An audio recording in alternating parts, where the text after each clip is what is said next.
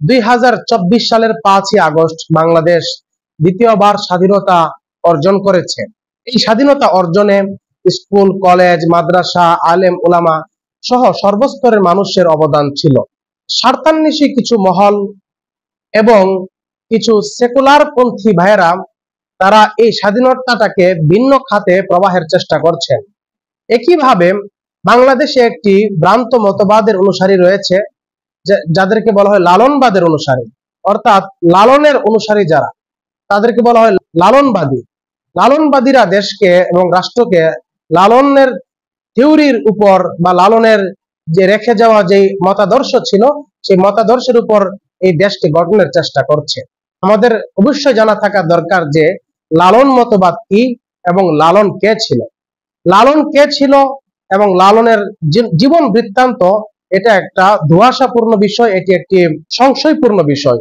কারণ লালন তার পুরোটা জীবনী সে কারো কাছে বলে যায়নি এবং পরবর্তীতে তার শিষ্য যারা ছিল তারাও লালনের জীবনী মানুষের সামনে প্রকাশ করেনি। এটা হয়তোবা তাদের না জানা থাকার কারণে অথবা লালন বারণ করার কারণে তার লালনের জীবনী মানুষের কাছে প্রকাশ করেনি। এই লালন সে মুসলমান ছিল নাকি হিন্দু ছিল, সে বিষয়ে অনেকে যদিও তাকে মুসলমান প্রমাণের চেষ্টা করেছেন, হিন্দু প্রমাণের চেষ্টা করেছেন হিন্দুরা, তবে এটাই নিশ্চিত যে সে মুসলমান ছিল না। কারণ সে যদি হিন্দু থাকে তাহলে তো মুসলমান থাকবেই না। তদুপরি তার এমন অনেক বক্তব্য রয়েছে যার দ্বারা বোঝা যায় সে মুসলমান ছিল না, এবং এমন অনেক বক্তব্য রয়েছে যেগুলোর দ্বারা বোঝা যায় সে মানব ধর্মের অনুসারী ছিল বা মানব ধর্ম নামে একটা ধর্ম আবিষ্কার করে সেই ধর্মের প্রবর্তক এবং অনুসারী সে ছিল। উইকিপিডিয়াতে লালনের জীবনীতে উল্লেখ আছে, লালনের জীবদ্দশায় তাকে কোনো ধরনের ধর্মীয় রীতিনীতি পালন করতে দেখা যায়নি। আরো উল্লেখ আছে, প্রকৃতপক্ষে লালন ছিলেন মানবতাবাদী এবং তিনি ধর্ম, জাত, কুল, বর্ণ, জাত, লিঙ্গ ইত্যাদি অনুসারে মানুষের ভেদাভেদ বিশ্বাস করতেন না। অর্থাৎ লালন মানুষের যে ধর্ম থাকবে সেটা বিশ্বাস করতেন না, মানুষের জাত থাকবে সেটাও তিনি বিশ্বাস করতেন না।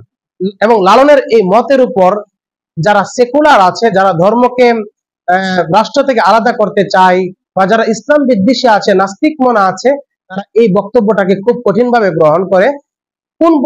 তারা এই বক্তব্যের প্রথম অংশটাকে গ্রহণ করে যে লালন কোন ধর্মের পার্থক্য মানুষের মধ্যে করতেন না।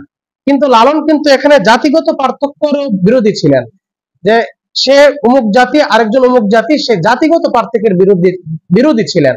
যেমন আমরা বাঙালি, আরেকটি দেশ আমাদের পাশে আছে যারা হলো হিন্দি বা হিন্দুস্তানি, আবার পাশে আরেকটা দেশ আছে যারা পাকিস্তানি, আরেকটা দেশ আছে যারা আফগানি। এই পার্থক্যটাও কিন্তু লালন বিশ্বাস করতো না।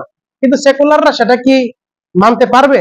সেকুলাররা যেখানে নিজেদেরকে কঠিনভাবে বাঙালি বলে সাব্যস্ত করতে চায়, এমনকি তাদের মুসলিম পরিচয়ের চেয়ে বাঙালি পরিচয়টাকে বেশি হাইলাইট করতে চায়, সেখানে কি তারা লালনের এই বর্ণ, জাত, লিঙ্গ সেই বিভেদকে সে উঠিয়ে দিতে পারবে? তাই এর দ্বারা বোঝা গেল যে লালন সে মানব ধর্মের দাবিদার ছিল, অর্থাৎ সে মুসলিম ছিল না, 1 নাম্বার। 2 নাম্বার, তার অনুসারী হওয়ার দাবি করে যারা, তারাও তার সম্পূর্ণ অনুসরণ করে পারে না। কারণ সে তো ধর্মের বিভেদ উঠিয়ে দিতে চেয়েছে, কিন্তু জাতের বিভেদ সে কিভাবে উঠিয়ে দিবে এবং তার অনুসারীরা সেটা কিভাবে মানবে? এখন আফসোসের বিষয় হলো এই যে লালন একটা আলাদা মত ও ধর্ম প্রতিষ্ঠিত করে গিয়েছেন, যেটাকে অনেকে বলে লালনবাদ, অনেকে বলে মানব ধর্ম, সেই ধর্মটাকে, সেই মতটাকে, সেই কালচারটাকে আমাদের উপরে অনেকে চাপিয়ে দিতে চাচ্ছেন।